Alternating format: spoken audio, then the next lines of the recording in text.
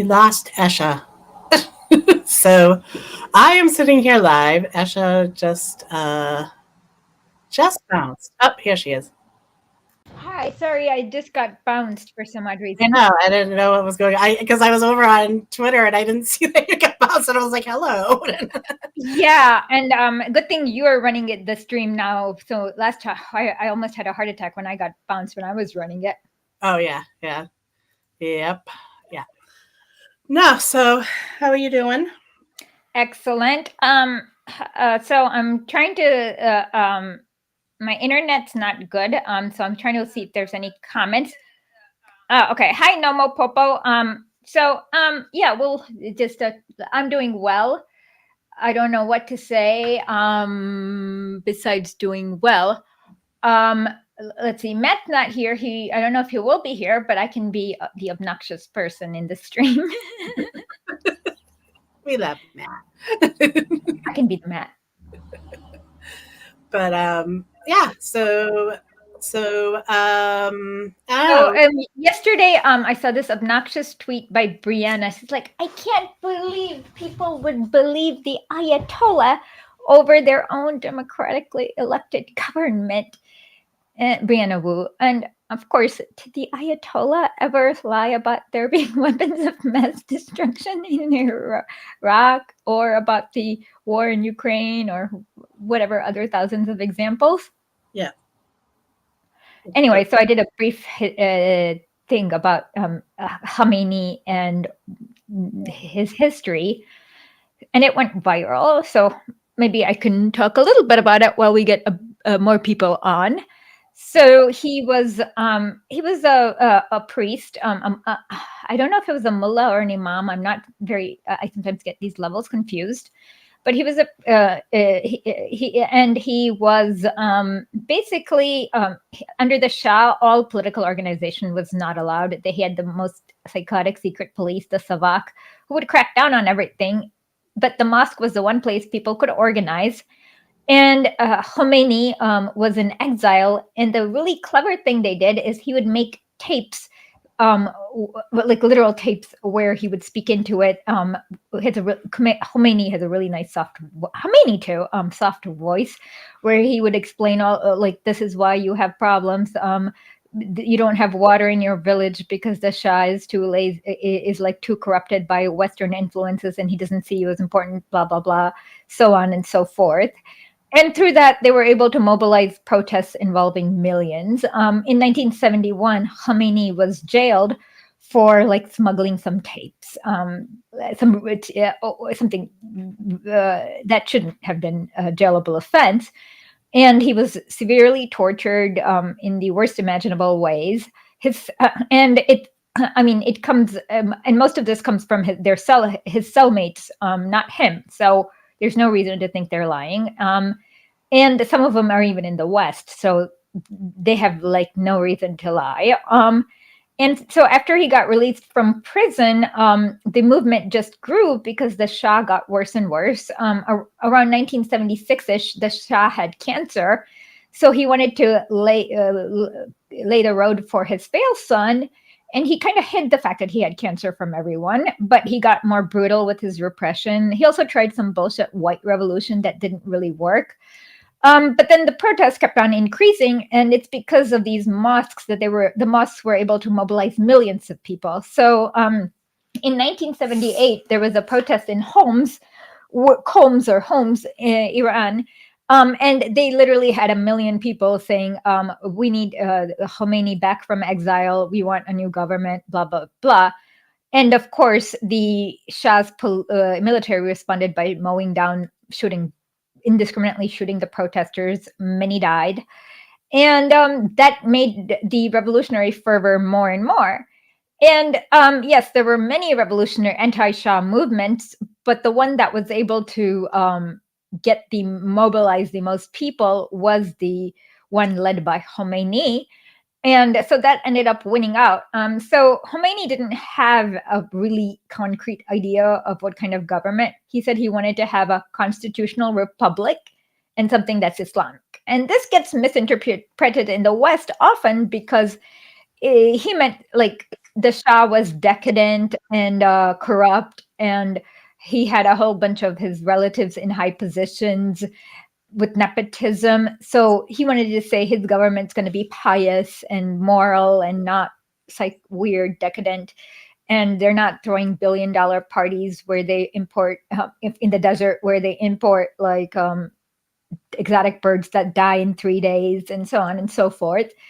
And so they had a referendum, and the and the idea of having an Islamic constitutional republic won out. And then they built a constitution, which was actually done in a pretty popular fashion. They had a referendum. Majority of Iran voted on for the constitution, and that was the one that was formed. And the thing that people don't understand is around that time, the U.S. was funding these extremely psychotic mujahideen in Afghanistan for anything that was deemed un-Islamic. So they felt like they needed to say they needed to be an Islamic in nature in order to kind of avoid the fate of Afghanistan, because they were able to mobilize so many foreign fighters against the godless communists in Afghanistan, who were not godless, of course, and they didn't want Iran to turn into something like Afghanistan, which is a neighboring country. And Iran historically has been seen as the spiritual head of the Shia movement in Islam. And Iran also wanted to take that role up. And of course, even though it's an Islamic republic, you know which religion they crack down most on? Islam. Yes. So like they crack down on all these psycho jihadi mosques that come up. They don't let the Saudis build anything. And so like the idea is that if they say what is whatever they consider is good Islam, they can crack down on all forms of bad Islam. And so in the constitution, they have set number of seats in parliament for various minority groups like Assyrians, Armenians who are generally Christians, Zoroastrians, Jews, and so on. And Gosh, are you saying that a country can like decide itself? It doesn't need U.S. help. Like it can no, take care of its own people and take care of its own issues. Is that what you're saying? well, especially taking care of its own people will only happen without U.S. help. Like, Yeah. if Standard Oil is getting billions of dollars of money, the country, the U.S. loves the country. It's only an enemy country when they say no more Standard Oil. We're nationalizing and we're not letting get out Westerners, and we are going to build schools and hospitals in rural areas. That's when the U.S. becomes opposed to the country. Yeah. Yeah. So, and of course, it might not.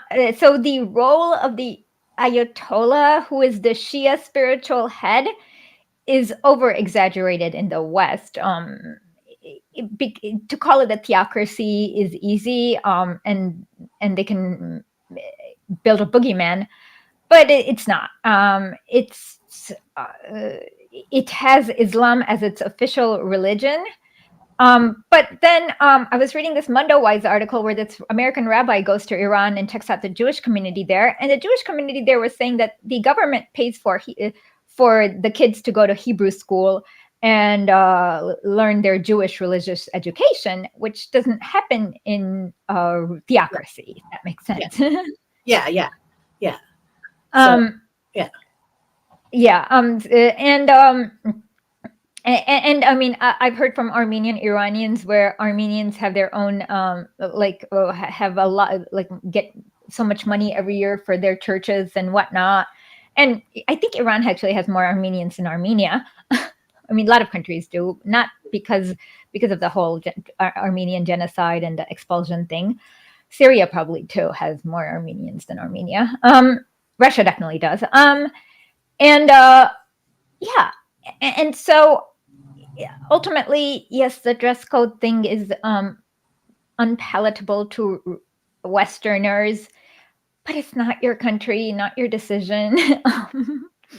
and if you see Iranian women, they have a wide range of dresses, clothes that they wear, and their hijab can be anything like a little scarf like this. Yep. Actually, no, they wear a fashionable scarf that matches their purse and lipstick.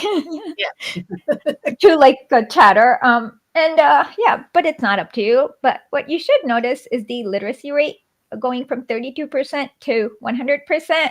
Yeah. Women in universities make up 60% of university graduates, and 70% of university graduates in STEM are women, which is way higher than anything in the West. There are many women who have businesses, who are heads of businesses. The male-female income disparity is actually lower than in most countries in the West. So it's not, even if it's not what you want or what you think of an ideal government, it's not up to you. The idea of sovereignty is letting them have their government and letting them evolve their government. And it has. Many policies keep changing from the past to the present, different things happening. And yeah, so that's basically what my thread was. I also showed how bad things were under the Shah. Like villages didn't have clean water. People were like drinking mud water. Yeah. They were having cholera. No hospitals. No schools. They had ninth grade. The Shah created something like a literacy corps where they went and had ninth graders teaching random students. So yeah, being able, like some people wearing Western clothes in Tehran is not freedom. Freedom is having enough food, being able to graduate from college, taking up jobs, being able to have your own destiny. I mean, if you're illiterate and you have a husband who's mean to you and beats you up, you can't do anything about it because you're dependent on him. But if you're graduated from like engineering and you have your own job, you can just divorce him like that. And so people in the West don't think about these little these. They don't look at statistics. They don't look at data. They don't look at anything like that. No, they look at headlines that the United States media puts out. That's all they look at. Oh yeah, one of my favorites was I was looking at this 1980, maybe Washington Post, 1980 something, Washington Post, 83, I think, a New York Times or Washington Post, I can't remember. But they were like, Khomeini creates primary school textbooks that are ideologically aligned with the regime. Well, guess what? They didn't mention that under the Shah there were no textbooks, and the students were getting textbooks for the first time. Yeah. Regardless of what's in the textbook, having a textbook is a great leap forward. Yeah, yeah. No, it's true. I mean, it's basically, and like, I mean, that all this tied into like the hostage thing too, right? Like, oh yeah, they released over 77 volumes of documents. It was called a Den of Espionage. The U.S. was like organizing psychotic terrorists like Mech and everything from the embassy. They were not they didn't storm it randomly. And Khomeini let all the black people go back home. Cobra's here, and Cobra says exactly, Asha. Freedom and democracy is not strip malls for shopping, but that's what they promote. Yes, I mean you can have strip malls, but if no one can afford what do they eat in gourmet sabzi, it doesn't matter. So yeah. So do you want me to pull up that tweet? If you can. Yeah, I got it. Give me 1 second.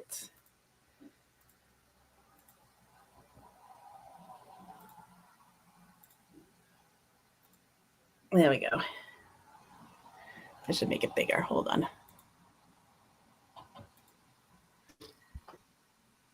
Is that easier to see? Okay. I can't. Oh, this was funny. Okay. Germany is copying from the Middle Eastern authoritarian playbook of clamping down on freedom of speech under the pretext of fighting Islamism. The Palestine Congress in Berlin, among others, was organized by the Jewish Voice for Peace.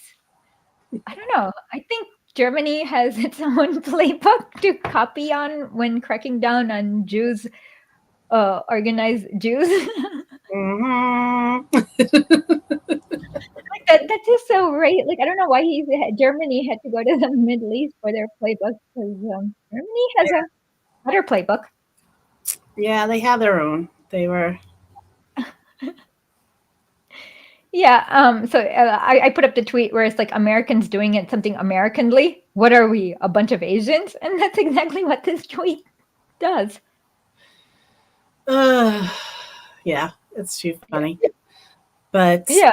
Like so unself-aware of this German. His last name is Dr. War, basically Krieg translates to war. yeah, So Greek War. Yeah, Dr. War. yeah, I saw that name too, and I'm like, War is your last name? Like, Yeah. And you seem to have forgotten that. I mean, this from about about 3 or 4 years ago. The Hill had a really funny tweet that they had to delete. They said, number of anti-Semitic incidents highest in German history. That this is, and then they were like, and then they had to delete the tweet and change it to highest in the past 20 years. in the past 20 years. What happened Yeah. 20 years ago, though? Nothing. It's just that they made up a statistic. Yeah, they just And had to so wait 20 years to yeah, like obviously it was not the highest in not go back 80, German 80, history. 90 years. They had to go back only 20 years. Yeah. Yeah. So obviously, like their first version, the highest in recorded history, is not true with Germany. Oh my god. Yeah. I don't like. I don't think people are thinking when they're writing these tweets or articles or whatever they're doing. Yeah. No, they're just freaking out about pro-Palestinian protests or whatever. Somebody saying from river to the sea. Even though Golda Meir said that Palestine is from literally said Palestine goes from the Jordan River to the Mediterranean, historic Palestine. That's what she exactly said. Yeah. All right. Well, Cobra Commander also saying it would be like if they tried saying building quick trips in Africa is freedom and democracy. Like, look at lack of infrastructure and services. But hey, we got $5 heat lamp hot dogs. Ugh, they're $5 now. That's ridiculous. And they probably are. Yeah. And it's the same. Like it's really the same thing. It's always easy because whenever it's like a government that's the U.S. doesn't like, they'll like mention the progress, but they'll like hide it under, bury the lead, like kind of like what they would China. At what kind of China cures cancer? But at what? No, this was a real one. At what cost? So they'll mention all the good things they did, like some of the good things they're doing in the article, but they'll kind of spin it as authoritarian or ideological or some evil scheme. Like, yeah, they're building schools, but that's because they want to brainwash the kids in communism or something like that. What are the blue stripes on the Israel flag mean? Because I don't know. And Cobra just River to the sea. What is it? From the river to the That's sea. what that is. Yeah. Oh, I never looked at the meaning of the flag. I didn't. Interesting. Yeah. Very interesting. So. Yeah. So those are that's their aspiration. Mm-hmm. Because they allegedly think that's historic Israel, but was isn't never. that anti-Semitic to say that? So no, that's the aspiration. I mean, it's openly said by Israeli government officials. But historic, whatever they call historic, Israel never existed. There were the Canaanites, and then there were I forgot somebody after the Canaanites. Noma's saying, "Oh, there was that news where someone at Vodafone made it to so Israelis arriving in Palestine said, 'Welcome to Palestine.'" I don't know what Budapest. Okay. They probably looked it up on Google Maps, Yeah. the location. All right. What do you want to do? Do you want to? Oh, one more thing. Last week we covered Ecuador and Jorge Glass's imprisonment. So today the court in Ecuador has ruled that the pre-trial imprisonment is unconstitutional against the Ecuadorian constitution, but they still haven't released Jorge Glass, even though the court has ruled that. Is he in a coma right now? I don't know. I think he's not, but I don't know. He was arrested. He was really brutally arrested last week, and and they put him in pretrial detention, which is obviously unconstitutional in Ecuador. Yeah. And so we don't know how he is. Yeah, because he did a hunger strike, or we don't know. Like, we don't know what. We don't even know if he's doing. We don't know anything after right. he got arrested. Okay, so yeah.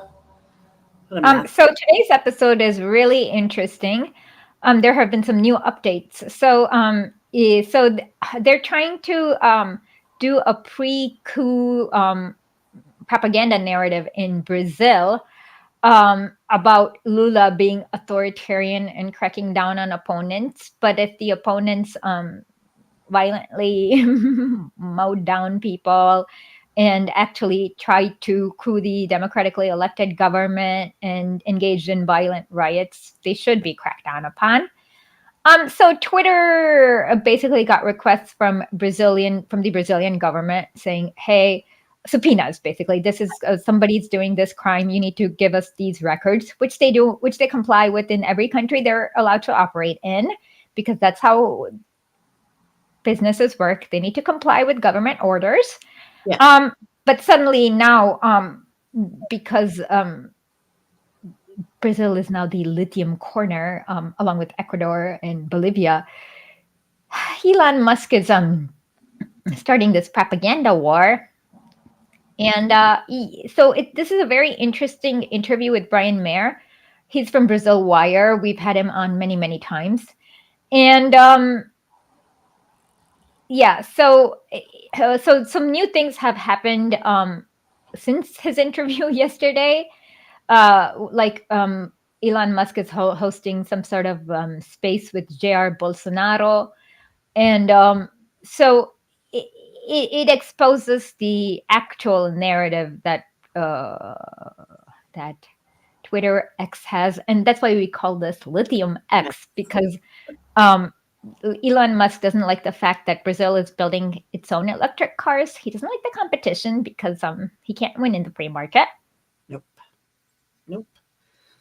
All right. You want me to play the video, or? Yeah, let's go for it. We'll be back in about 58 minutes, I believe it is. Okay. So today we have Brian Mier from Brazil Wire here to join us to talk about the interesting developments with Brazil and Twitter. So how are you doing, Brian? Pretty good, thanks. So I've been looking through your tweets for the past few days, and there's a lot of interesting developments. So before we start about the Twitter coup attempt, or Twitter's attempt to manufacture consent, can you quickly talk about what happened after Lula won a few years ago and in January of 2013 in Brazil? Yes. Basically, for over a year, Bolsonaro and his allies, in constant communication with people from Steve Bannon's international far-right network, like Jason Miller,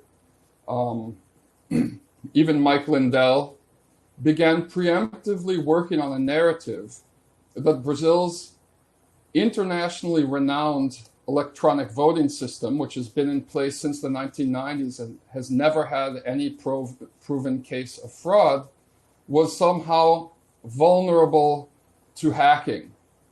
It's a hard case to make because the voting machines are not connected to each other. Each one has to be tallied individually. So there's never been a case of fraud, but they started building this in the same way that Trump worked to build mistrust in the paper ballot system. Bolsonaro worked to build mistrust in the electronic voting system.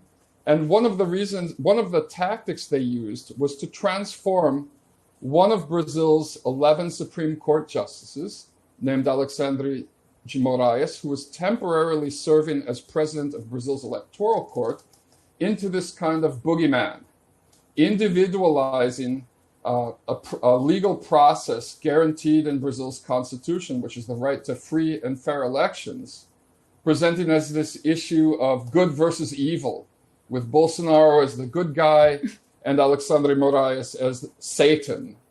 And I witnessed this in 2021 on September 7th, when there was this big rally where Brazilian elites, many involved in profiting off deforestation of the Amazon, illegal gold mining, cattle ranching, and things like that, financed tens of thousands of people to come in from rural areas around Brasilia to march in support of Bolsonaro. I saw people holding up signs with Alexandre Moraes characters on them and demanding to dismantle the Supreme Court, calling the Supreme Court communist. It's ironic because Moraes is a conservative. He was the justice minister to the coup president, Michel Temer, who took office after the coup against Dilma Rousseff. And he had voted in favor of Lula's political imprisonment. He's not a Lula ally at all, okay? What happened is that after the 2022 elections, the Superior Electoral Court ruled that the Bolsonaros and their network had illegally used social media to undermine the electoral process. But it took so long for the ruling to come out. Bolsonaro had already been in office for 2 years after their investigation concluded. And at that time, Moraes said, well, we're not going to take punitive measures. It would have been highly controversial to cancel the presidential election 2 years after it happened. We're not going to take punitive measures, but we are going to guarantee that this doesn't happen again. And so when the Bolsonaros started doing the same kinds of things, he started issuing court orders against it. Brazil so has. what kind of things did Bolsonaro start doing? Well, one of the main examples, the reason he was barred for politics from 8 years for running for office, is that he invited over 100 foreign diplomats to the presidential palace in August 2022, 2 weeks before the start of the official electoral system. Remember, Brazil has very different election laws than the United States. The election season only lasts 1 month. Before that, there's a time called the pre-election season, when candidates can participate in rallies and events, but not ask for votes, okay? So at this event, he spent over an hour making false claims against the integrity of Brazil's electronic voting system, and saying that if he lost, it would obviously be a result of some kind of hacking. And he broadcast this event on national public television. As president, he controls the public television network. So there's wiggle room for argument on this. The Superior Electoral Court ruled that he'd committed abuse of authority by making unfounded claims. Subsequently, evidence has come out that they hired people to try and prove that the electronic voting system was flawed. They hired the hacker who uncovered the Vaza Jato leaks that were first published in Intercept Brazil and Intercept US, showing illegal collaboration between the prosecutors and Judge Sergio Moro in the Lava Jato investigation. Walter Delgatti, to attempt to hack in to the electronic voting system, and he failed. And afterwards, he was arrested for trying to do it, and he testified that he failed. The military conducted an internal tests on the system. Bolsonaro's military, allies in the military, also concluded that the electronic voting system was completely immune to any kind of hacking. The worst kind of hacking that could possibly happen would be one single voting machine corrupted somehow. But there's no evidence that ever happened as well, which is why Bolsonaro's attempt to ask for a recount was rejected because they failed to provide any evidence warranting the need for an expensive recount. Okay? And so by the time he lost the election, he had millions of followers. His fanatical core group of followers represents about 20% of the Brazilian population, foaming at the mouth, hysterical about Alexandre de Moraes. One of his allies, Sarah Winter, who legally changed her name to name herself after the famous British fascist leader of the 1920s, created a group of 300, which is an Azov tactic, in Brasilia. She's also one of the people behind the Ukrainize Brazil campaign. She camped out in front of the Supreme Court and launched fireworks at it and made a bunch of violent threats against the Supreme Court and was arrested for that. She's the type of person that Michael Schellenberger is claiming is a victim of political prosecution right now. And so this is an old narrative that Elon Musk knew all about when, for the past year and a half, he's upheld Brazilian law and deplatformed some of the people who were spamming disinformation about the electronic voting system and making calls for eradicating the Supreme Court on Twitter. Okay, he just U-turned on this issue last week, and suddenly he thinks that unlike Turkey or India, where he complies with all of the court orders to deplatform people, he even deplatformed a BBC documentary about Modi in India. Suddenly, Brazil is, showing warning signs of totalitarianism, and beyond that, Lula is a puppet. The real ruler of Brazil is one of the 11 Supreme. This is Moraes. Glenn Greenwald is spreading this around too. That Lula is some kind of weak leader, when in fact he's one of the most savvy politicians of the last 70 or 80 years. He's stitched together a coalition of former political enemies to take control of Congress and the Senate, while his party only has about 17% representation in Congress.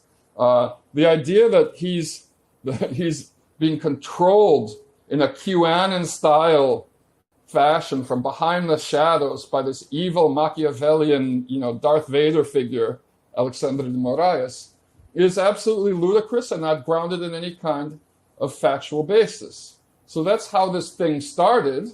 Musk ignored it for a year and a half. Suddenly, 1 month after BYD started construction on its first electric car factory in Brazil, Musk has decided that Brazil is not democratic, according to his criteria.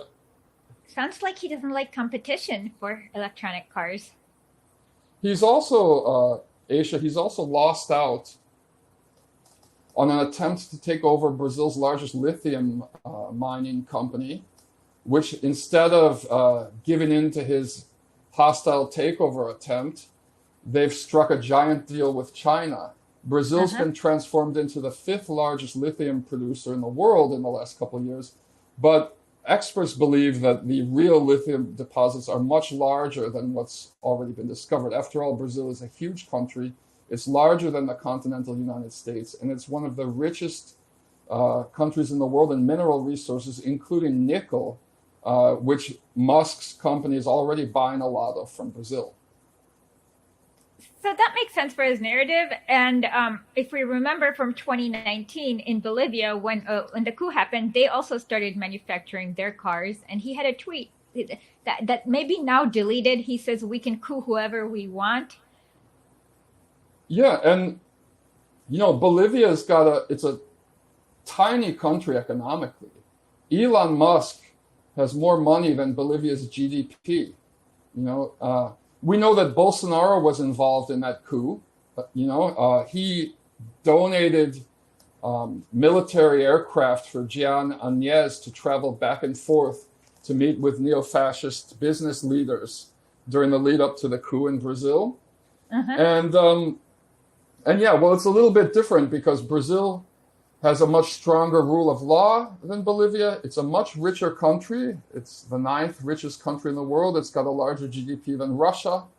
So it's a little bit tougher. But what he's really doing is attempting to undermine um, credibility in Brazil's democratic rule of law, which is a traditional tactic of business elites when they want to coup a country in Latin America. The Rockefellers did it with Brazil during the lead up to the 1964 military coup. There's a long history of the Rockefellers coupping countries in Latin America. Read Pablo Neruda's poem Standard Oil to learn more about this. There's nothing new about US billionaires trying to coup countries that don't hand over their national resources. Absolutely. And so it's really interesting because last week I saw this long tweet by this journalist, Michael Schellenberger, and I don't think he's Brazilian. He's American, right? Yes. He's not really a journalist. Can you talk a little bit about that? Yeah. Okay. I can. Thank you. Michael Schellenberger is not really a journalist. He's a former environmentalist and author, owner of a public relations company, who's over the last few decades gradually shifted ideologically from being an environmentalist to being what's called an eco-modernist, this group of people who argue that we shouldn't worry so much about global warming because technology is going to give us a fix. So there's no need to stop factory farming and burning fossil fuels because, we'll just launch gold flakes into the atmosphere or something to obscure the clouds. But he's even abandoned that position in the last 5 years and become notorious and rejected in the scientific community for cherry-picking data and weaving it together to create false narratives to spread disinformation about climate science. And so he released this series of tweets, which he refers to as Twitter Files Brazil,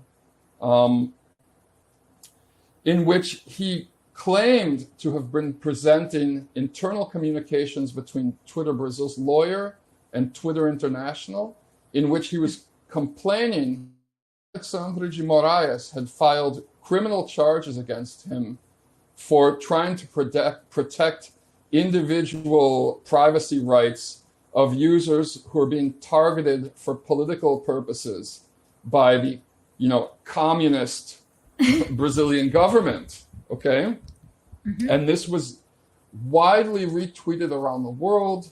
Greenwald started talking about it, and other leaders of the international far right from political parties like Chega in Portugal, Vox in Spain, AfD in Germany, began adding their own speculation on top of this and spreading this rumor around that Brazil has fallen. It's now a dictatorship. It's a communist dictatorship. It's a totalitarian state. It's a troubling sign for democracy. Robert Kennedy Jr. tweeted that it's the most he tweeted that it's the most concerning, thing he's ever seen in terms of free speech rights or something like that. It's like he's not worried about 140 journalists murdered in Gaza at all, right? No, that's not concerning for him. He still does live stream with the sex toy rabbi, Rabbi Shmuley. I bet. He looks like a sex toy, but I'm just joking. But so that's when I saw this, and I was a little confused. I didn't understand what was going on, but after reading some of your tweets, I understood that it looks like the court subpoenaed information about certain individuals involved in criminal activity. Is that correct? What's come out is that Estela Arana, who is a former secretary of the Justice Ministry and currently on the United Nations High Committee for Artificial Intelligence, and also a cyber crimes expert for Brazil's National Lawyers Guild, immediately uncovered the fact that there's only been one criminal charge. Only one criminal charge was filed against Twitter Brazil during the time period of these so-called Twitter leaks. This was a criminal charge filed by Geico, which is the Sao Paulo State DA's office organized crime fighting unit, because after 2 polite requests to turn over personal data of one of the leaders of the Primeira Comando Capital, which is Brazil's largest cocaine trafficking organization, Twitter continued to refuse in disobedience of Brazilian law. And so they filed criminal charges to get the information. It had absolutely nothing to do with Alexandre de Moraes or the Supreme Court. Yeah, I mean, that sounds like standard practice in every country or any country for mafias or gangs involved in narco trafficking. Yeah, or pedophiles, or whatever, right? Like in the US, the FBI does this all the time. Yeah, literally in every country, they do this. And in Germany, they even have different laws that like screen certain tweets. And I constantly get notifications about how my tweet violated German law. And so it seems like Twitter complies with almost every country they operate. I mean, every country has rules that. There was an article in The Wire. It's a great Indian newspaper. There was an article in The Wire about how Musk has complied with 100% of Indian government requests to deplatform people. And Musk had no problem deplatforming people for the last year and a half. He's only done this U-turn now on it. And so I'm sorry, I'm stuttering here. Go ahead. Let me just say that this revelation of Aranha has been confirmed. Schellenberger has apologized for it, only in Portuguese. He hasn't apologized for it in English yet. And that's a tactic that Glenn Greenwald uses all the time when he's talking about Brazil. For years, he was a completely different person in Brazil than he has been in the United States when he's talking about Brazil. So what Schellenberger said in Portuguese is, I regret my mistake and apologize for it. I regret my mistake and apologize for it. Alexandre de Moraes and other, he had, hold on. Let me read it entirely, right? Yeah. And we'll put he up says the tweet. Above, he said, I wrote that Alexandre de Moraes and other government staff threatened to file criminal charges against Twitter's lawyer in Brazil if he didn't turn over private and personal information. This is incorrect. I do not have proof that Moraes had threatened to file criminal charges against Twitter Brazil's lawyer. All right? And he's apologized for his, what he calls mistake, but only in Portuguese, right? He hasn't done it. In English, he's still accusing Lula of being a socialist dictator or a puppet of Moraes. He's still repeating these lies. That's very interesting. And then last week, he also mentioned something about his free speech. And I know that obviously free speech protected in Brazil, but what constitutes free speech is different. So can you kind of quickly explain how Brazil's free speech operates a little differently than the US? Yes, Brazil has a much more modern constitution than the US. It was written over 200 years after the US Constitution at the end of the US-backed military dictatorship. After the fall of the US-backed military dictatorship in 1988, it allowed provisions where people could gather petitions to include popular or people's amendments to the Constitution as it was drafted, or people's clauses. And several organizations managed to come up with some really innovative things. But Brazil basically has a constitution more closely related to like France or Germany's, in that it treats human rights as things that have to be defended in harmony, okay? It doesn't, the First Amendment is not an absolutist free speech document either, right? No, there's thousands of... even vaguely, I mean, they have a long history in the U.S. of like not allowing communists the right to free speech. But in Brazil, what this means is that there's a core group of essential rights, and that one essential right can't be used to undermine another essential right. I'll use an example of this. NAMBLA, the National Association of Man-Boy Love, the organization in the United States that... Is that a real organization? This is the thing. I'm older than you. I remember these guys from when I was like 12, 13 years old.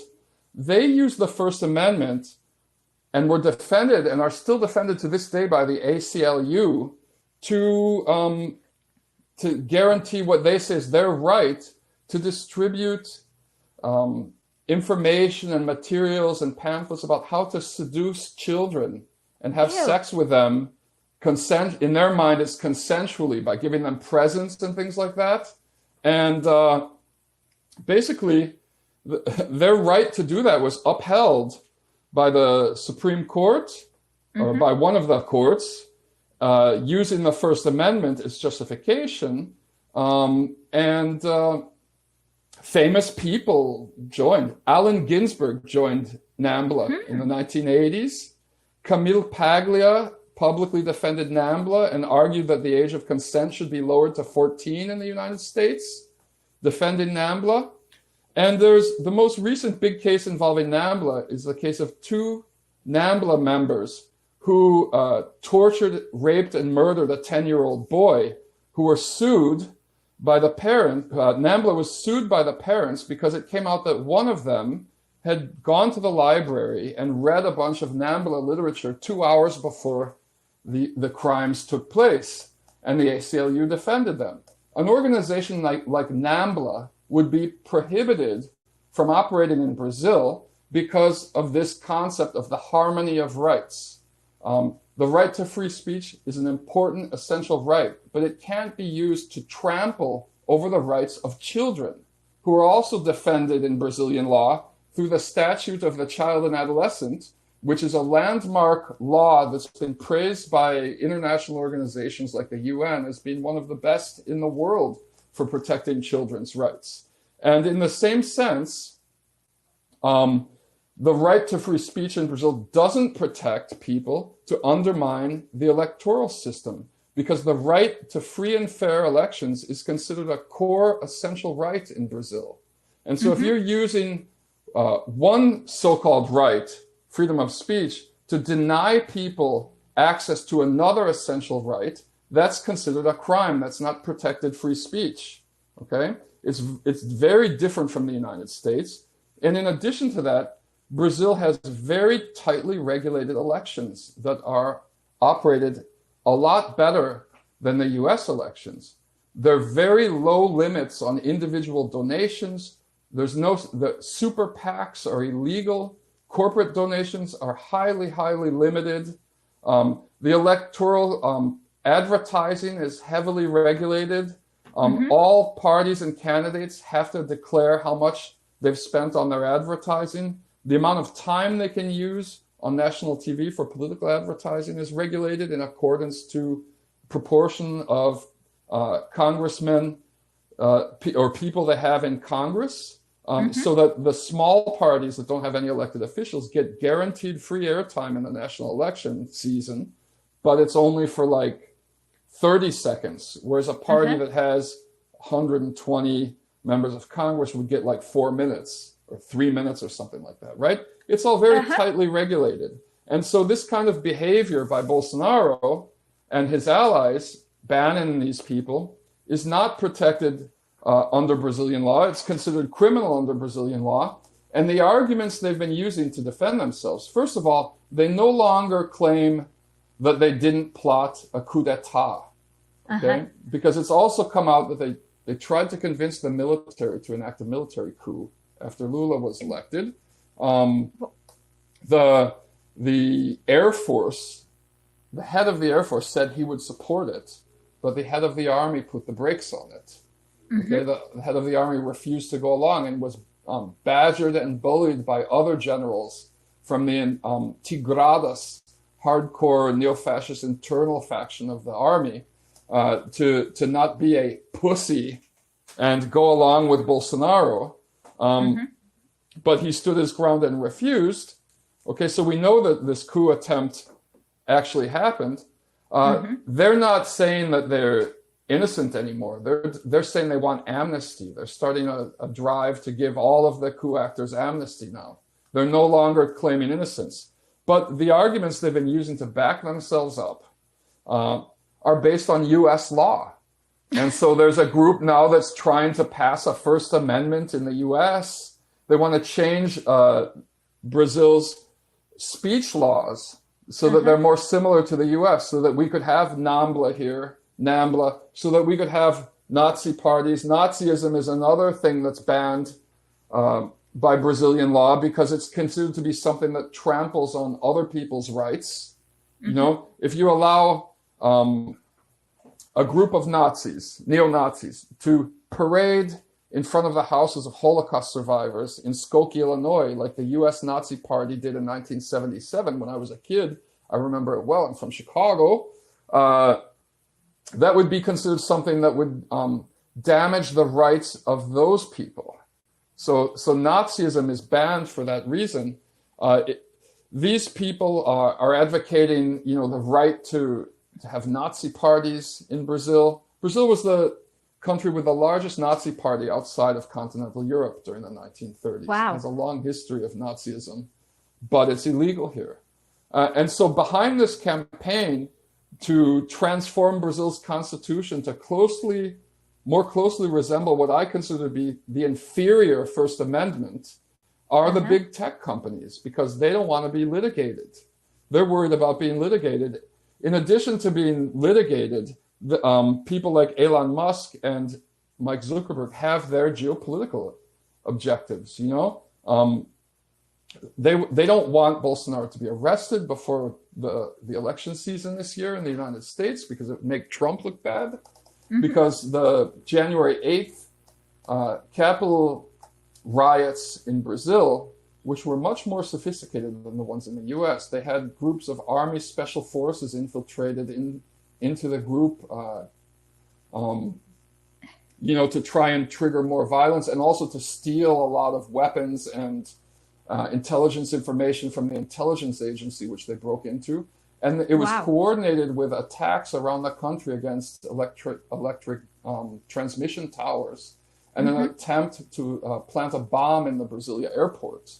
Right, so it was more sophisticated, but the video clips look similar, you know, to the January 6th Capitol riots in the United States. But I mean, with January 6th, you can't it was basically them doing some nonsense in the Capitol building, but in Brazil, there were supports from some police officers, people in the military, so people who can actually have the power to overturn the government. Exactly, yeah. There was a faction of generals and high-ranking police officers, including the military police chief of Brasilia and the federal district security. So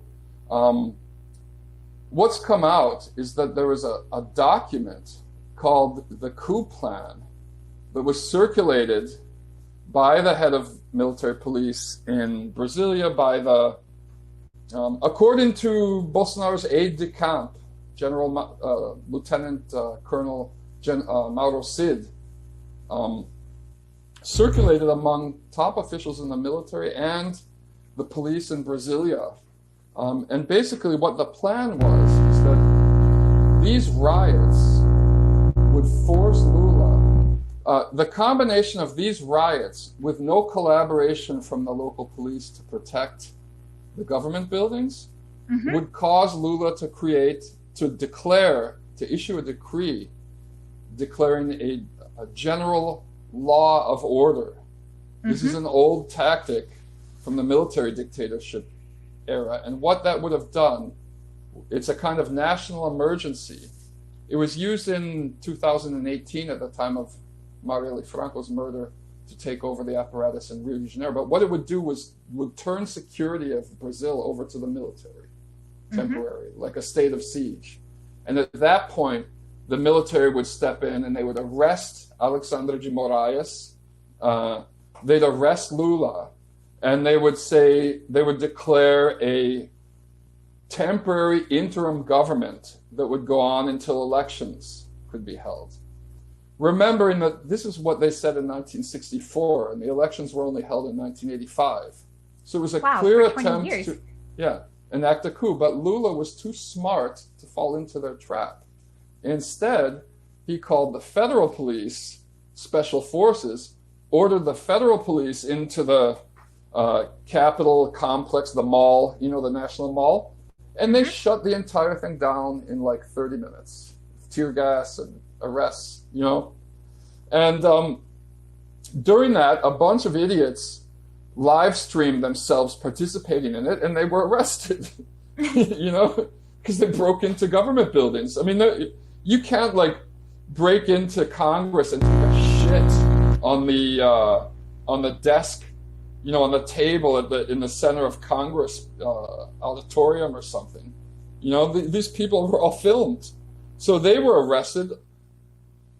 Almost 1,000 people were arrested. And Bolsonaro, his minions, and their allies on the international far right immediately began declaring that those people were political prisoners, that Lula had created a Lulag. It was the most egregious human rights abuse of all times. They hadn't been given the right to trial before they were preemptively arrested, blah, blah, blah, for essentially trying to completely destroy the rule of law and install a totalitarian military dictatorship. So it's a total disinformation campaign in favor of the people who want to eliminate Brazil's democratic rule of law, eliminate its Supreme Court, and turn the government over to a military dictatorship, which Jair Bolsonaro was part of. He was a captain during the original military dictatorship. Oh, I did not know that. Yeah. He was a captain, and many of his top generals were big actors in the military dictatorship. Augusto Heleno, who oversaw 17 agencies for Bolsonaro, including ABIN, which is the intelligence agency, the equivalent of Brazil's CIA, equivalent of the US CIA. He was in charge. He was the aide de camp, the personal high-level attaché of General Silvio Frota in the 1970s. Silvio Frota was the leader of this internal group called the Tigradas, who were openly fascist, who advocated death squads and torture, in charge of the torture and death squads for years. And when, in the late 70s, there was this kind of international campaign for human rights, against human rights abuses in Brazil, and Rosalind Carter got involved in it, and the General Geisel, who was the official president at the time, unelected, started getting nervous, so he gave orders to the Tigradas and to Frota to stop torturing and murdering labor union leaders and political dissidents and students and things like that. And Frota was so infuriated, he tried to enact an auto coup in 1977 and was removed from office. General Helena was his personal attaché, and he's widely considered to be the leader of this Tigradas internal faction up to today, remembering that he was the one in charge of Minastah's military operations, serving under Gabriel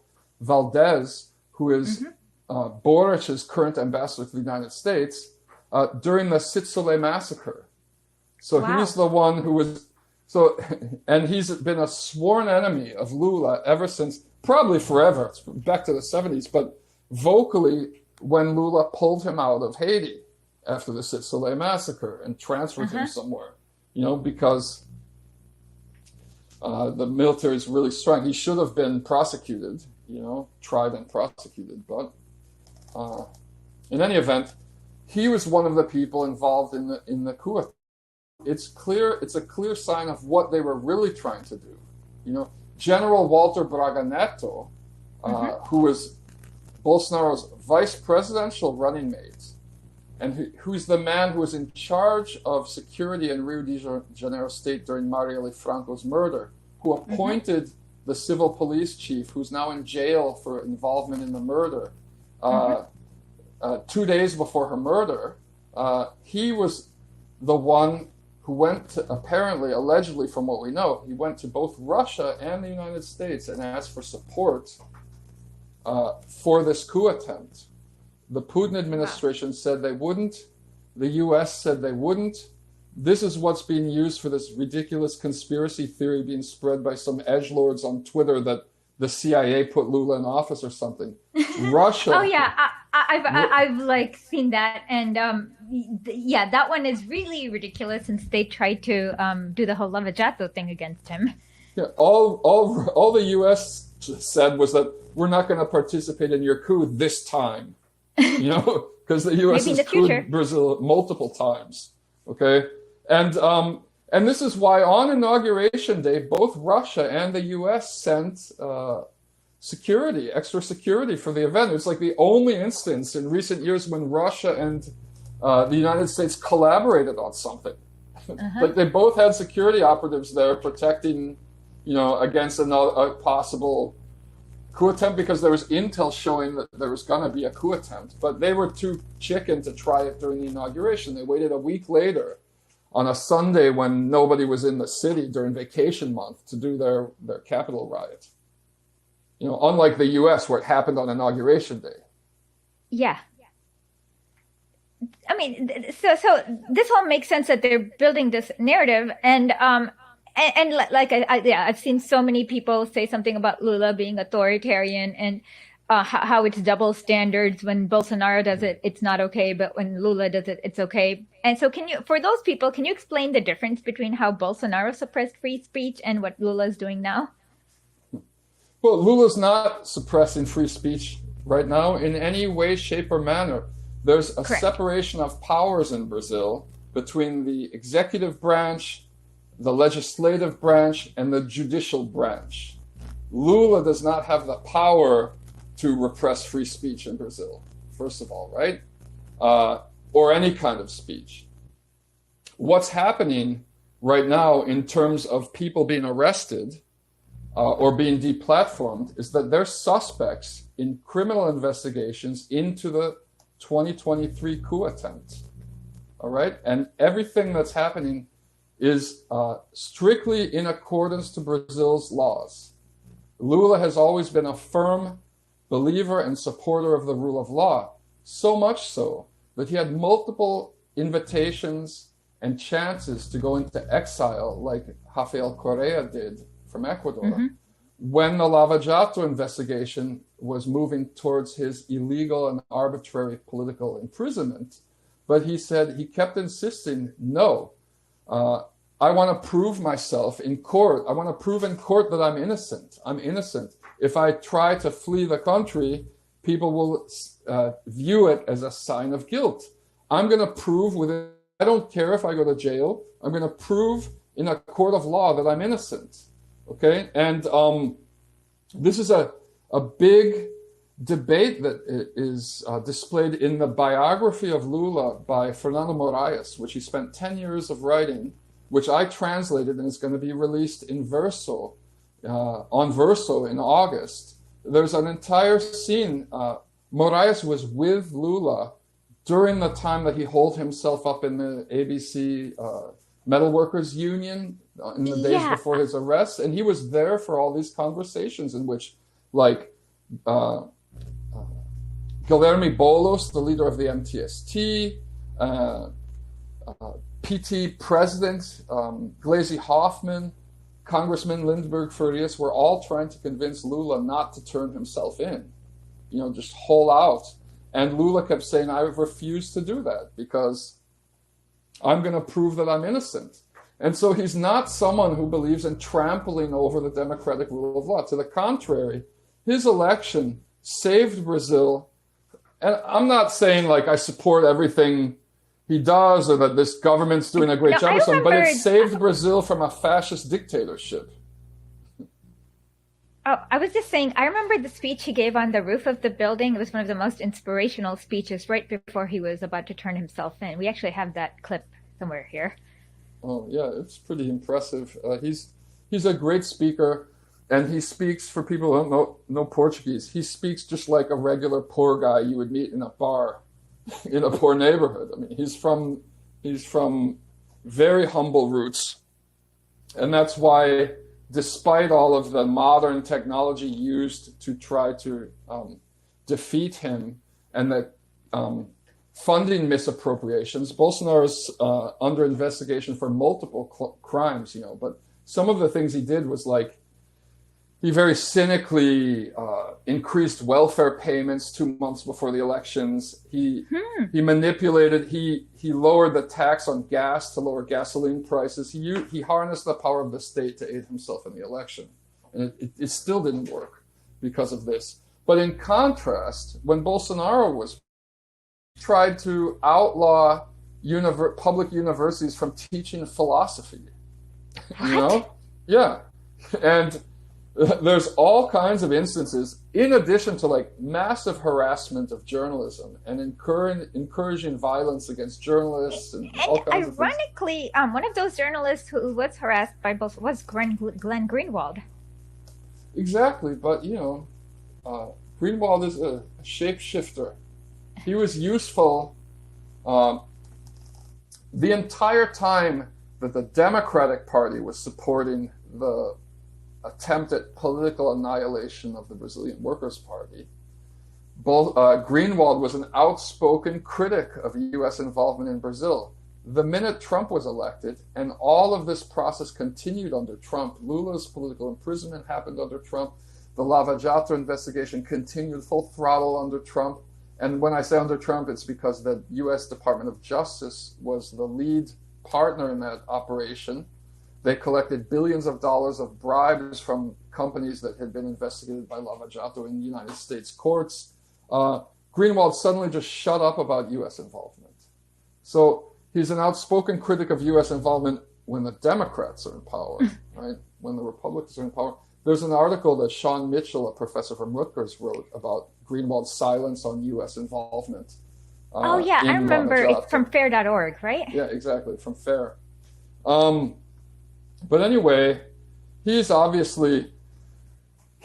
clearly saw this giant trove of leaks that was handed to him, in 2008, after Lula was arrested in 2018, 2019, I can't remember off the top of my head. But he saw that as a huge opportunity. And instead of acting like Julian Assange and freeing up all of the information for all the journalists to see, The Intercept decided to, first of all, only accept a small portion of the leak. Walter Delgado has complained that he offered to turn the entire trove of leaks over to Greenwald, and Greenwald was like, it was 6 terabytes. Wow. And Greenwald was happy with like 17 gigabytes. He said, no, this is enough. We can make a lot of articles from this. We can do all the articles we need. And then they spent over a year slowly leaking one article, another article, to generate a lot of attention for Intercept and Intercept Brazil and make a lot of money. It took them over a year until the moment when Greenwald was already leaving the organization for other journalists at Intercept, in partnership with Natalia Viana, journalist from Agência Pública, another indie media outlet here, to release information about the illegal U.S. government collaboration, which showed that a group of 18 FBI agents had been coming down and meeting with the Lava Jato car wash task force every 15 days for years, coaching them through media techniques and how to use coerced plea bargain testimonies better and things like that in order to arrest Lula. And the evidence was extremely flimsy, and a lot of it was falsified. And like there was an apartment where they claimed he got that he never set foot into. There was no. So it seemed like it was, and the coup against Dilma is like an accounting error almost. Okay. Just to be very clear here, the only evidence used to arrest Lula was one coerced plea bargain testimony about this apartment. They didn't have any paper trail. They didn't have any proof that Lula had ever been there. Sergio Moro, coached by his United States handlers, rejected over 100 witnesses to the defense. They couldn't produce any paperwork. It was entirely based on the plea bargain testimony of a corrupt business executive who changed his story 3 times, before they accepted it, and give him 90% sentence reduction, transfer to house arrest, and retention of like half of his illegally acquired assets. Mm-hmm. That's the only evidence. They opened an exception to the Constitution to allow Lula to be jailed before his appeals process carried out, and Alexandre Moraes voted in favor of that, right? Since then, in 2023, all evidence from all Lava Jato investigations against hundreds of defendants has been thrown out by the courts for being manipulated. There are other cases where there was paper evidence and things like that, but it's come out that it was accessed by the DA's office and tampered with before it was presented in court. Okay, so that makes Georgie Glass innocent as well. Georgie Glass was imprisoned based on Lava Jato, a Lava Jato coerced plea bargain testimony from an Odebrecht construction executive that's no longer considered legally acceptable evidence in Brazil. And he spent 5 years in jail for that. Yeah. Now they're making up new charges, like him associating with a narco trafficker, which Bullshit. is not true. But yeah, the techniques seem very, very similar. Yeah. I mean, that's the reason he was jailed for 5 years. I know that now they're coming up with new stuff. I'm just saying that specific charge of bribery. The 2017 charge was related to the alleged Odebrecht bribe. Based on evidence that's not valid and not legally valid. Anyway, you can see that it's just QAnon level manipulation. It's QAnon. These people who follow Bolsonaro, some of them are like cult members. All of these hilarious videos viralized on the days leading up to the coup attempt, when people were camped out in front of military bases around the country, like singing to the military and begging them to hold a coup, in which false information is given. Like someone takes the megaphone and says, "We've just heard that Alexandre de Moraes has been arrested," and everyone starts crying and hugging themselves and like getting on their knees and praying to Jesus.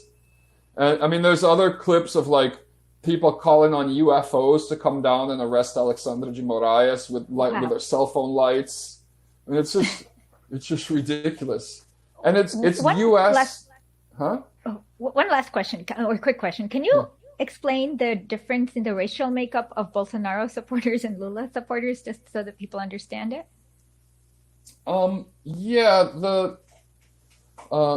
It's not that there aren't Afro-Brazilian poor supporters of Bolsonaro. There are. But proportionately, Brazil's like 52% Afro-Brazilian.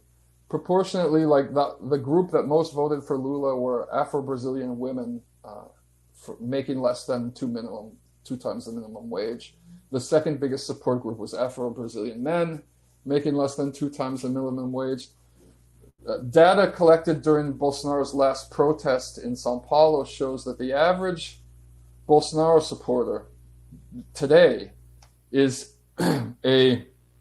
someone making over 5 times Brazil's minimum salary, white and male. Those are the biggest support group. Even this thing that it's the evangelical Christians that are helping him the most. That day in Sao Paulo, when over 100,000 people came to the streets to protest against the Supreme Court last month, 70,000 bussed in by local politicians from around the countryside. On that day, 44% of the people were Catholic and only 29% were evangelical Christians. So the idea of the poor evangelical Christian supporter of Bolsonaro is a myth that's been created by the media in order to play into this stupid Hillary Clinton kind of stereotype that it's like deplorables, it's uneducated people. The average Bolsonaro supporter has a college education. Nationwide, only around 18% of the country have college educations. Like 70% of the people on the streets in Sao Paulo that day had university degrees. It's a college education. He's a white male making over 5 times the minimum salary and is Catholic. That makes sense. And so, what do you see in the future for Brazil in regards to this? Like, okay, first thing, if you were Lula's advisor, how would or advisor to any of the people in power, what are the steps they need to make sure do to in order to ensure that, like a coup like '64 will never happen again? Well, it's a complex question. One of the things Lula's been doing is purging the military of these tigradas, while negotiating with the other major current in the military and promoting people in the other major current, which are also conservatives, but they're not like fascists, you know? So he's favoring the more democratic military group over the putschists. It's urgent that Brazil passes law regulating social media, recognizing, like even the United States has, like China has, like countries all over the world, Cuba, that these social media apps are hybrid war weapons. They're used as hybrid war weapons. Anyone who's followed these color revolutions, starting with the Arab Spring and moving forward. Oh yeah, Tahrir Square near Egypt back in the day. That was the color revolution. The Twitter revolution, they called it, right? So that we're dealing with, it's not a human rights, it's not a freedom of speech issue, especially since all of these social media platforms censor people the entire time through algorithm manipulation, shadow banning, and favoritism of people with more money, selling reach. You know, rich people can create bot farms to support their points of view. Someone like Musk, the owner of the company, who obviously has the best algorithms, retweeting the political viewpoints he supports and burying those that he doesn't support, banning users and things like that. That the censorship is a lot more sophisticated than it was like in the 1960s. It's not a question of just like banning a pamphlet or a book. This censorship is modern. It's happening all the time. It has nothing to do with individual free expression. These are, warfare, hybrid warfare tools. You see it all the time. Anytime the U.S. wants to coup anyone, they start claiming that it's authoritarian. You see it against Nicaragua, against Cuba, it was happening against Bolivia under Evo Morales, Venezuela. It's going on right now against Venezuela. So this is an old CIA narrative that's being pushed by Musk and his allies right now on the international far right. We don't know what the connection is between him and the U.S. State Department, who has a lot of business dealings with. But we know that he's so rich, and his allies are so rich, and liberal democracies in the global north are getting so weak that he's just as strong as many state actors. And so it has to be viewed as a sovereignty issue. And Brazil has to regulate social media in the same way it regulates regular newspapers and things like that. And that's one of the reasons that it's under attack right now, because it's the 9th richest country in the world. It's the 5th biggest in size and population. And if it passes innovative regulations on social media, it's going to set precedents for other countries and open companies like Twitter up for litigation for violating local laws protecting sovereignty. I know, I agree with you. I mean, yeah, you don't have a right to, like, it's not like Mark Zuckerberg has a right to make money. The important issue is there like a way people can share their content through some kind of social media network? And there are many, many alternatives. Russia, China built their own. India built its own. It's true. And I mean, if you want to really talk about freedom of expression, you should be talking about platforms where nobody has privileges over any other user.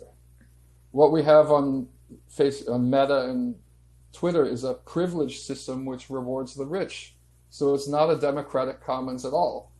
You know, so it's ridiculous to get all self-righteous like Americans, even a lot of American progressives do all the time about the holy document, the First Amendment, and apply it critically to other countries, because we're not talking about individual free speech rights here. We're talking about, a non-democratic platform for profit that's using very modern and sophisticated technology to help coup countries that don't free up access to global elites to their natural resources.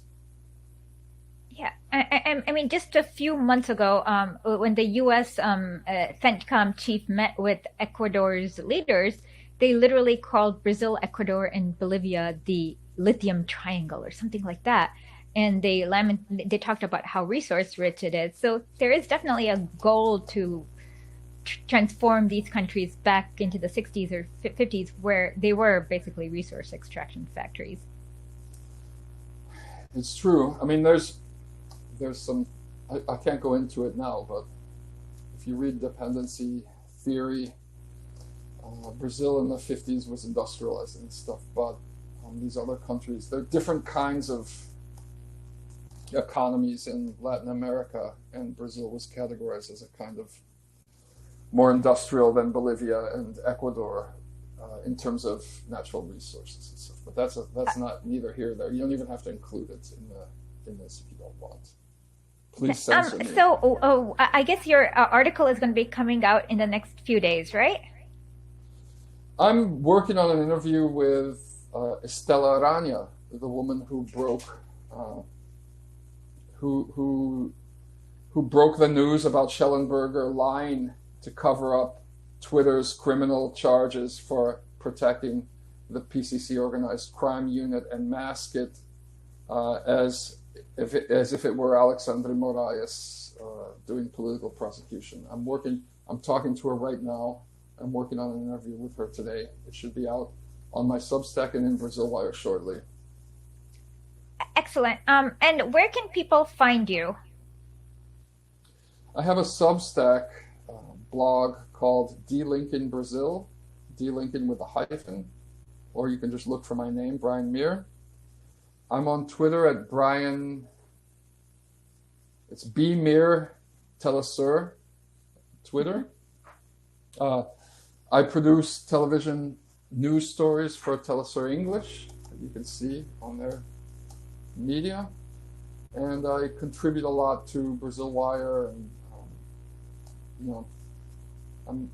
whatever. Those are the things I can think of right now. Well, thank you for joining us this early in the morning. We really appreciate it. Sorry if I'm a little bit sleepy. As you can see, I haven't had enough coffee yet. 8 now. My eyes are still opening up down here. It takes me a couple hours after I wake up. But thanks for having me. Because absolutely. This is important, I love each time. I've interviewed Brian about 3 times. Each time I learn so much, and I always enjoy it. So hopefully we'll see you again soon before your August book release.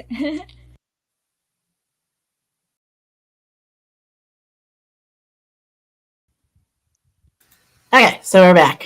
Hey, can everybody hear me? I can hear you. All right, excellent. Let me set this up. Sorry, I've been having some serious tech issues. So. Oh, where is Esha though?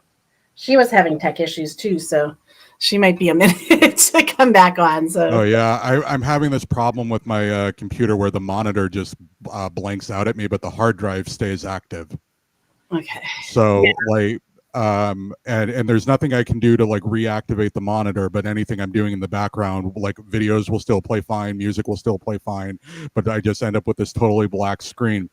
And it doesn't seem to have it's not a crash, it's not a system crash, it's with the monitor, and it doesn't seem to have any replicable condition, doesn't have anything to do with heat, time it's spent on or off, or the plug or anything like that. It's just this old computer. So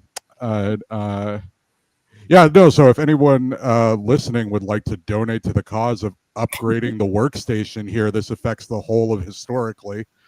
Yes. So, yes.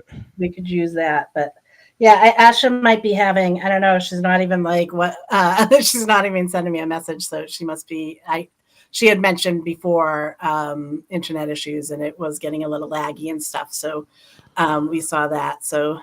Oh, okay. So yeah, I missed pretty much the entire stream so far up to this point. Yeah, no, so that was Brian was talking about the Twitter connection with the Brazil, and there's just a whole big thing going on. So he should have a article out this weekend, I think. Okay, excellent. So, is there anything you want to talk about? Because I know Asha wanted to talk about the car bomb, and Yeah, I was gonna ask about that if that got covered.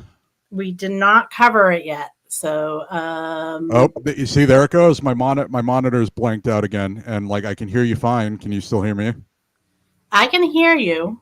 Yeah. You can hear me, but you can't see anything, right? Yeah, I can't see anything. It's just I just have like the black mirror of a functionless screen, but it's online. Yeah. I mean, Asha's still, she's here in the box for her, so I don't know what's going on. I don't know if she's just like in, I don't know. It was just so, like, I swear, like, the internet has been buggy for everyone lately.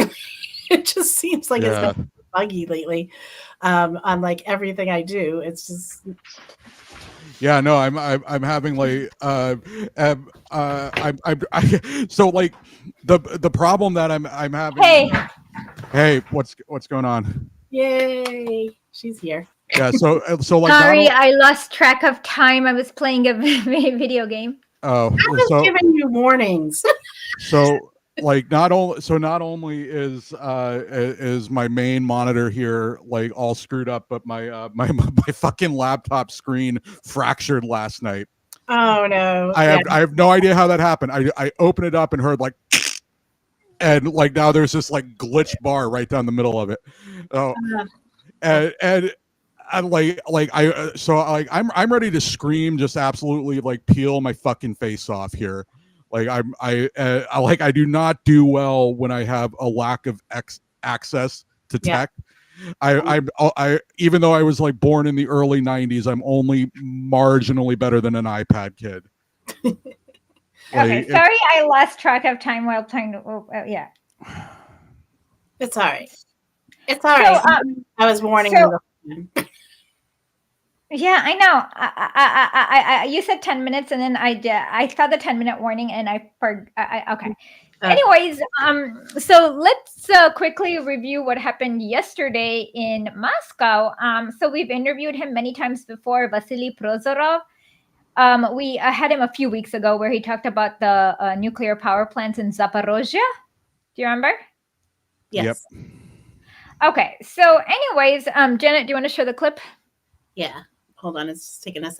Like I said, the internet has been kind of wonky. It's taking a second for the videos to come up. Right. And you're a little blurry too. You're a little blurry. I'm a little flashy, not blurry.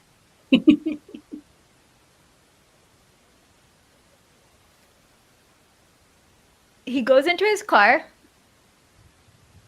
I was seeing the kid in the back, someone with a baby. And it blows up. Thankfully, he's fine, as you can see. It did more, like the explosion didn't look like it did that much damage. Do you know what I'm saying? Yeah. Like you see the first video, and then you look at the car, and it's, yeah. So yesterday he sent me a message. I sent him a message, and he sent me a message saying, Esha, thanks for the messages. Tell your audience I am fine. I scraped through with minor injuries, and we'll move forward from here. Well, let's work together. He has a lot more leaks and projects and stuff like that. Good. So he is fine, but this was a very close call.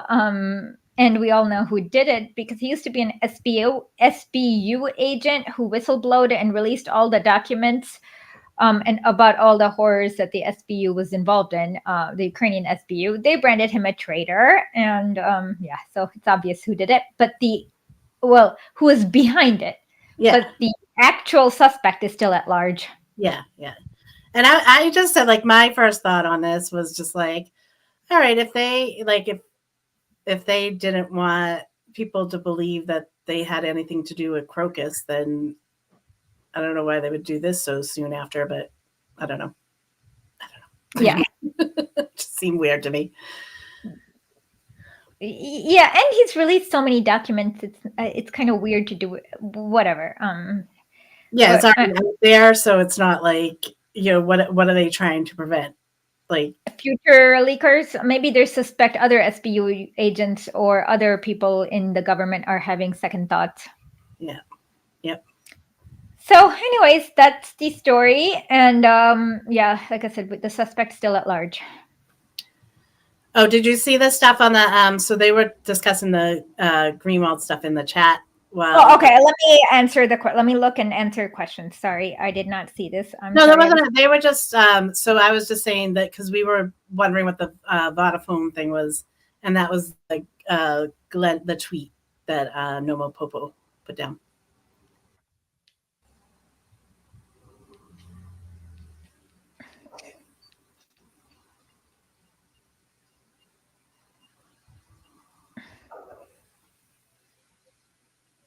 So yeah, Brian went pretty hard on Green during that. Well, he's right to go hard on Greenwald because Greenwald was actually persecuted by the Bolsonaro regime, and he knows everything that's going on. He knows that the Lula is cracking down on the coup plotters and whatnot, and so for Greenwald to like amplify this and talk about his weird ideas of free speech is disingenuous.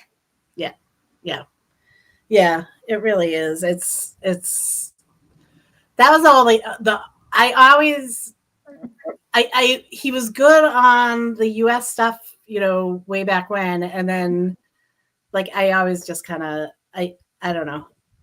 I don't know if I ever really truly fully trusted things. I mean, I trust him, but I know his limitations. Like everyone has their limitations in ideology, thought, whatnot, and I know where his blind spot lies. And so he has this weirdest like ACLU like ideology on free speech, and he has frustrations with the Democratic Party, and he goes as far as to kind of cover for the Republican Party. Like he's okay. So Russiagate is the stupidest thing on earth, and it's the most irritating thing, and I really hate having to deal with it. But and of course, like the whole idea of oh my god, that's just irritating. But that doesn't mean you go soft on the Republican Party when they're psycho. No, you don't go soft on either side. Like just because, and that was the whole thing. Like you saw a lot of that like happen under Trump was that, people that like supported say Bernie, like there were people that like were so frustrated with the Democratic Party, they were starting to like, like because if you don't have like something like Marxist Leninism as an ideology, if you don't have an ideology, it's easy to just become reactionary on the you're mad at the Democratic Party, so your reaction is to support Trump. No. I mean, I roll my eyes at every Russiagate idiocy, and yeah, Trump is definitely not a Russian. I wish he were, but he's not. No, not at all. But that has its place, critiquing the weird demonization by the Democratic Party. But then of course Trump was responsible for the coup against Evo Morales. He amped up weapons to Ukraine. Even though the Democrats were calling him a Putin puppet, he kept on amping up weapons to Azov. Like he even removed the conditions that you can't give weapons to Nazi battalions. Yeah. And the list goes on and on. And of course, so it's basically there's no need. Russiagate is stupid, and Trump is not an agent, but you have to give that proportional response. Yeah. Like you don't like that. That's the thing that it's not one or the other. Like one or the other. They're both bad. You can't, just because one is being bad, you can't like turn to the other. Like there's so much. Yeah, there is no one in the US. You have to help yourself out of the thing. And yeah, there is actually, I mean, people don't understand the difference between mobilization, organization, and all these thousands of things. Um, and uh, and unfortunately, the place where people used to mobilize, unions, are no longer here, and people have, the gig economy has really hurt that idea. So people need to get more creative. I don't know what it is. If I knew, things would be different, but I don't. Hopefully, you guys have good ideas. Yeah, yeah, yeah. I mean, we just definitely, it's a big, as you know, it's just going to be a huge education push. Because we're so far behind a lot of other countries on this. So, Oh yeah. I started reading some Mao. Did I tell you that? Oh, I love Mao Zedong thought. That's like I mean, but by Mao Zedong, go ahead. No, I just thought like everyone was like, oh, I don't know. Some people kind of put me on, like saying like, he's like, but I find, like, I always kind of liked Eastern philosophy, anyways, and he kind of talks in that same way.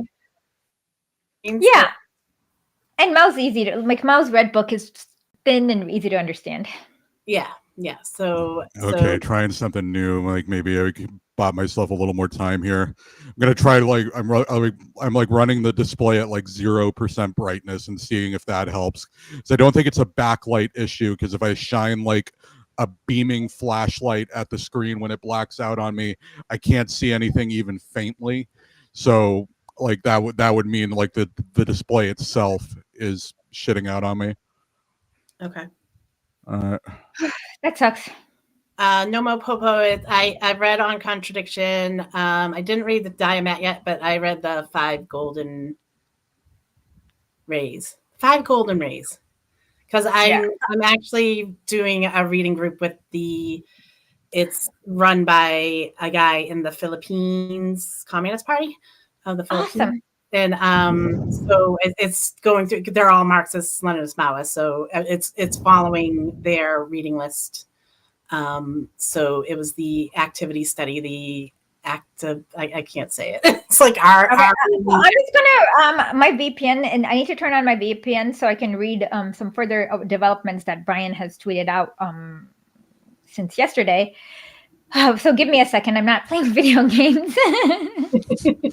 Okay. Okay.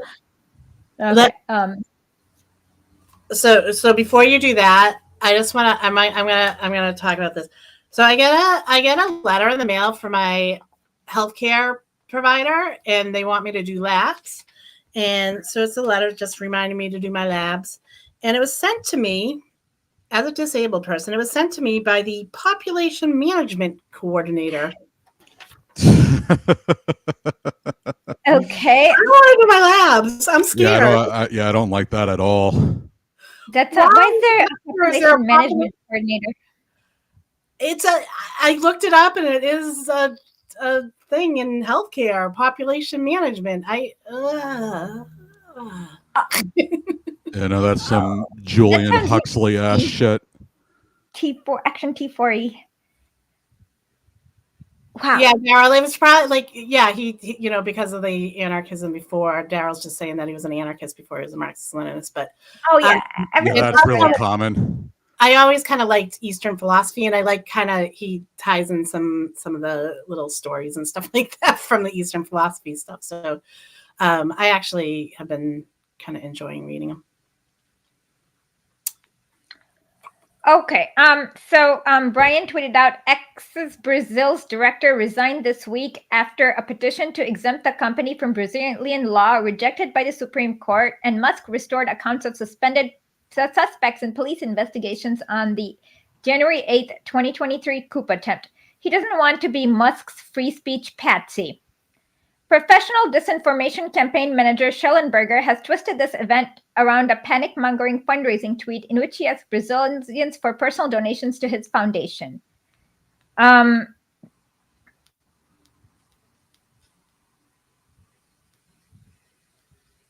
and then he also said, He okay on the 13th of April at 21 hours and 30 minutes, Musk is doing a live stream interview with Jair Bolsonaro.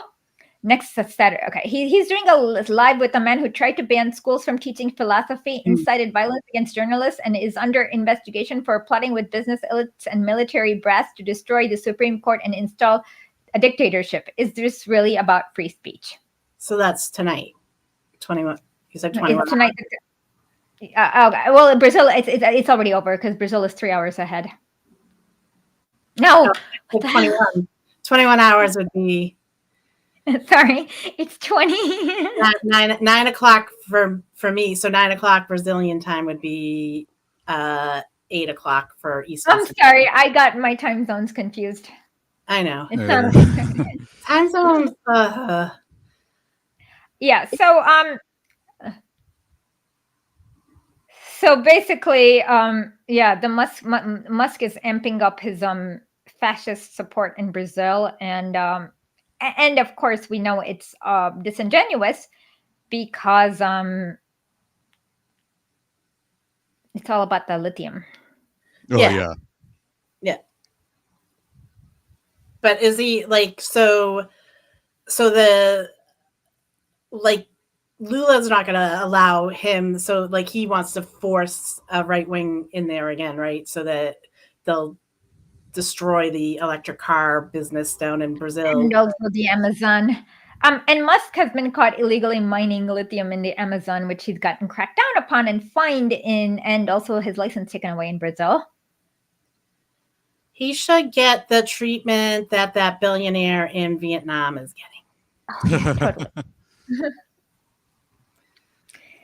So, basically he wants a free-for-all on lithium mining concerns in the Amazon or wherever he wants. The Lula government's not going to let that happen. And Bolsonaro. So Bolivia, this is the identical situation in Bolivia. So in about a month before the coup, Bolivia started manufacturing its own electric cars. And in 2019, as soon as the Áñez government came, she halted production there, brought IMF loans, and it was halted production in fertilizer factories, which caused like a lot of trouble all over the world. And as soon as Luis Arce came back in power, he returned the IMF money, like he threw it back at them. And he restarted, he restarted the production, but they couldn't make up for past production. So that meant a lot of people who were depending on Bolivia's fertilizers, like many African countries, many people around South America, couldn't fertilize their fields. So there was some people didn't have food. So this is the same playbook, the Lithium X playbook. Yeah. It all and it's just amazing how much of it all, like everything going on, ties together. Like I was saying to you, like the Ecuador, you know what I mean? Like where you hear where Ecuador pops up, Haiti, Ecuador popped up, like all this, it's just so weird. And then like this is the Lava Jato stuff, and then it's coming. Oh, thanks, Technoid. Oh, thank you so much, Technoid. Oh, you're so sweet. For the Comrade Monitor. I'll tell it to you. All right. Thank you, Technoid. But it's amazing, like the Lava Jato stuff is tying into like all of it, like everything that's going on right now. Yeah, basically it is because it was like the U.S. originally planned it to be a multi-country operation, and I mean now it's not possible anymore in Brazil, and Ecuador has its own psycho prosecutor, Diana Salazar, who is trying to amp it up in Ecuador, and it's hard to like. It's easy to start the propaganda campaign, corrupt and whatnot, but then when it's all based on a typo from Oda Brecht, it's hard to discern that it's war. It's a coup because there's so much legalese surrounding this, and it looks plausible. A government official is corrupt. Being corrupt is not that hard to believe for all of us. Pretty much any government official can easily, like, it's like one little snap to be corrupt. Like you just made one wrong, Well, they can be corrupt, but for me, it's always this WikiLeaks I read with Evo Morales. They said, hey, you should nominate this guy who was the head of this petroleum company as your chief resource, whatever, the Minister of Petroleum, Minister of Resources. And Evo Morales came back and he gave them a middle finger and nominated this environmentalist. And so for them, the State Department, the problem was that it wasn't that Evo Morales was corrupt, but the problem was that he was incorruptible. So once you remember that, whenever you hear allegations of corruption coming from the West, it's bullshit. Because if they were really corrupt, the West would be very happy. They'd accept money and then allow you to drill, or whatever the West wants to do. So that's the first thing. Yep. What was I thinking? So who did that? I haven't heard anything from the United States on the whole glass thing. Do you know what they've been saying on it? On Ecuador or on Brazil? Well, on the Mexican embassy. Oh, they said that we should respect. They said the bullshit. Like we should respect the sovereignty of embassies and the Vienna Convention on Diplomacy. And it was like a really late tweet with basically just what do you call it? What do you call it when it's empty words? Something speak. What is it? Poly speak? No, I don't know. Now we lost Matt. No, it was just empty words basically. Yeah. And it was done salad. Very what? Word salad. It wasn't a word salad. It was something like, all incursions into embassies should be condemned, blah, blah, blah. But it was not, but the banana boy, who's the president of Ecuador, is a U.S. citizen. I have no idea why he's allowed to be president of Ecuador. And the U.S. could have had harder sanctions against Banana Boy, but they didn't. And they haven't offered.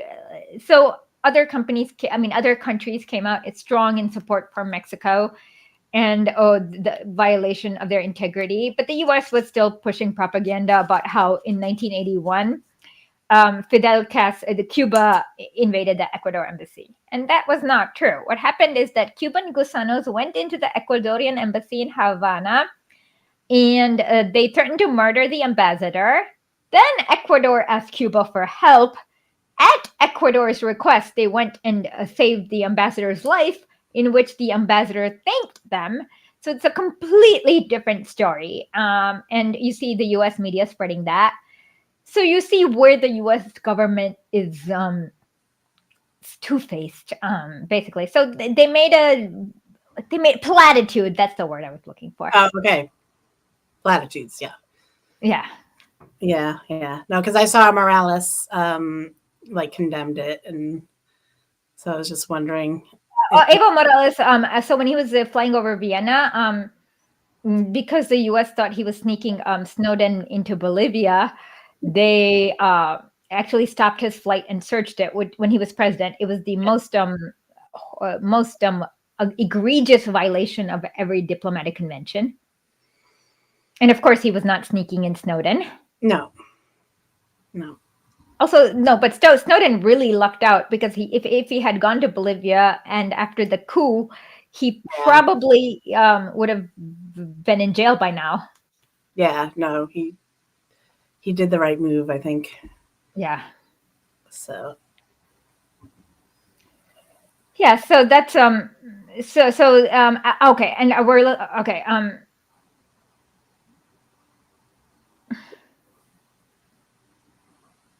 Have they made any other statement after that?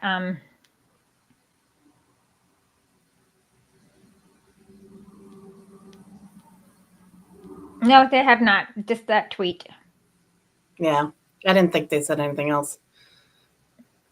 Now, United States takes very seriously the obligation of host countries. Blah blah blah. I'm surprised. Yeah. What's his face in the Blinken. No, not Plinkett. I'm thinking of the reporter that from the AP that Matt Lee. He's sorry. good. Huh? He's so good. He just makes me laugh. Oh, he's good. He's one of the few good reporters out there. Yeah. I remember when Jen Psaki said, the United States does not involve itself in the internal affairs of Latin American countries. He wouldn't even let her finish the sentence. He's like, what the hell are you talking about? Yeah, it's just here, like in the background, like yelling something out. It's just so funny. Yeah, and he always asks the right question. So when the U.S. accused Russia of having crisis actors in the Donbass, they're like, he's like, how is this different from what Alex Jones says? Yeah. And they were not crisis actors; they were real people who were really getting abused by the Nazi battalions. It's I don't know. It's all. I feel like it's coming more and more to a head. Like everything, like the dots are all connecting. You know what I mean? Like the bad actors are all being exposed. I don't know. I feel like I don't know. I feel like there's a lot more going on in 2024 in that way somehow. Or maybe I'm just seeing it more. I don't know. I hope so. Yeah, so I mean, I hope so. But I mean, there is basically the biggest bad actor. Yeah. And then there are other allies of the bad actor who are not, I mean, so it's not that complicated. I mean, and the bad actor usually has one playbook. Yeah. Yeah. Sanction. Yep. It used to have like war and sanction, but now the war part has gotten harder.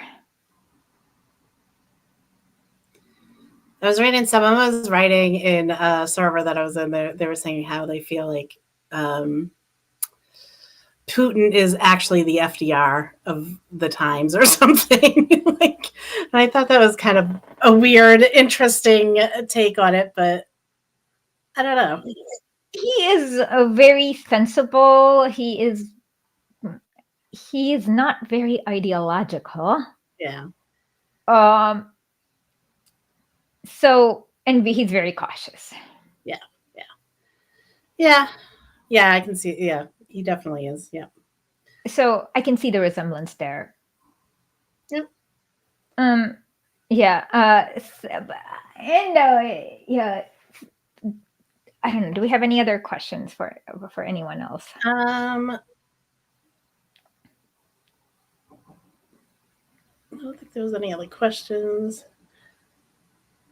Daryl was just talking about. Trump is not really anti-NATO. He speaks Daryl Davis said something. He speaks anti-NATO, but he's not anti. What he speaks is not translated to policy. When his Secretary of State is Mike Pompeo and whoever other psycho who advises him.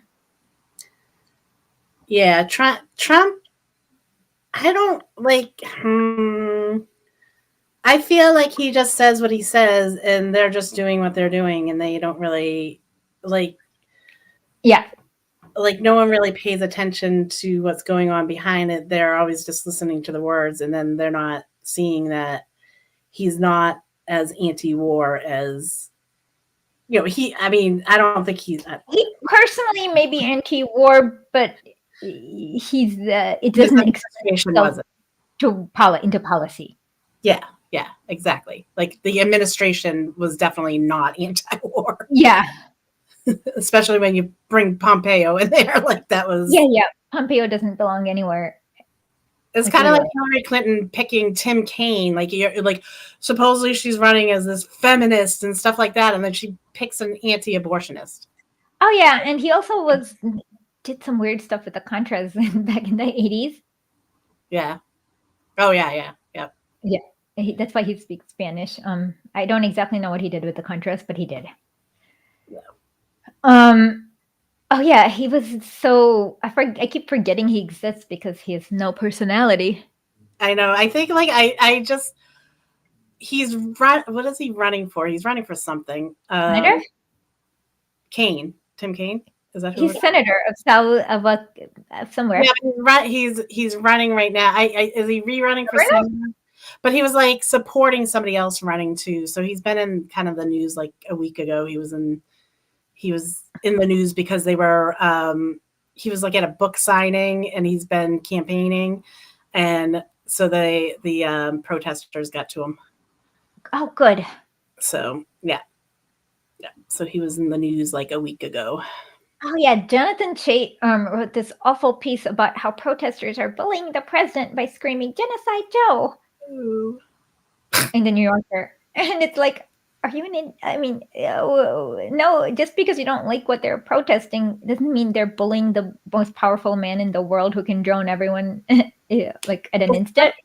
It's pretty sad that a president could be, in your mind, could be bullied because, like supposedly the president is the most powerful man, right? But yeah, we know that probably isn't exactly true. But I mean, like, it's an administration. There's a lot of different hands in it. It's not just one person. But of course, yeah. I mean, Joe Biden's not controlling anything. There's a Ron Kane or whatever his staff is doing a lot of it. Yeah. I was just say I took care of my mother through dementia. So yeah, my mother was making no decisions, even though she thought she was. She was making no decisions. Yeah. So okay. So what else? Do we have anything else? Otherwise, we're gonna close shop. Yeah. The only other thing that I was that came out this week was just a House vote, and it's on the surveillance. So they're like putting the FISA, the Section 702, which was the warrantless surveillance. They actually broadened it, so now they can go into any American's communication and without a warrant. Yep. Now, so that went through the House. It's going to the Senate, but it's what Biden wants. So if it passes the Senate, it's law. So yeah, and so good old pen and paper is the key. Yeah, we'll be sending smoke signals. I'll say smoke signals, pen and paper, or cuneiform. We'll have to do Iskra too. Yeah. So yeah. So yeah, good old pen and paper. Yes. All right. Well, I think we covered everything we need to cover. We've been on for 2 hours now, so yeah. So let's stay on for 2 more minutes. Just I don't know why. That way we'll be 2 hours exactly.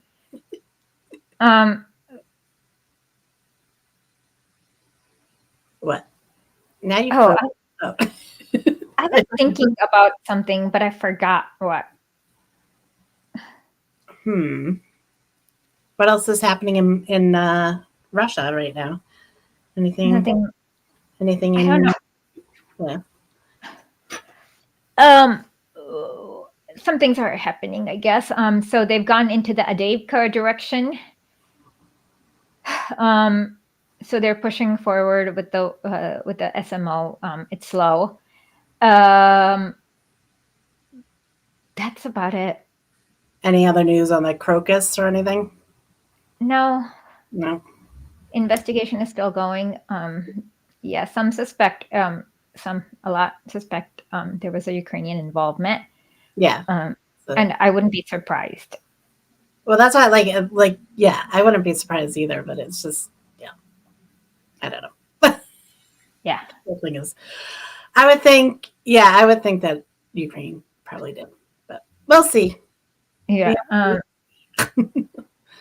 Exactly. Yeah. So I guess those are the stories. And join us again next week for another episode of Realistically. Bye, everyone. Bye-bye.